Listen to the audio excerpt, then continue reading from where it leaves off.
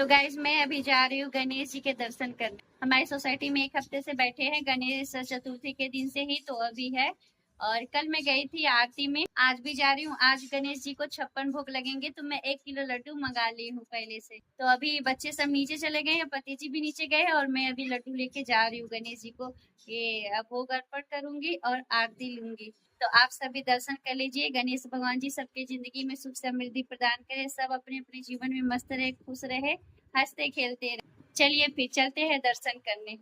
Guys आज बहुत बड़ा हादसा होने से बची। मैं जा ही रही थी गणेश जी के दर्शन करने के लिए, तो मुझे ख्याल है कि मैं धूप नहीं ली हूँ। धूप लेने के लिए वापस आई तो पता चला कि गैस खुला हुआ है, वो भी फुल ऑन महक रहा था बहुत तेजी से। सोचिए दिया जल रहा है यहाँ पे और नीचे ही गैस ऑन है पूरा फुल, वो भी। अगर मैं धूप लेने के बहाने से अगर वापस नहीं आई होती तो पता नहीं क्या होता, क्योंकि वहां जाती तो 2 घंटे लग जाते, 2 घंटे के बाद ही आते। और यहाँ पे दिए जल रहे हैं और यहाँ पे नीचे गैस पूरा फुल ऑन है।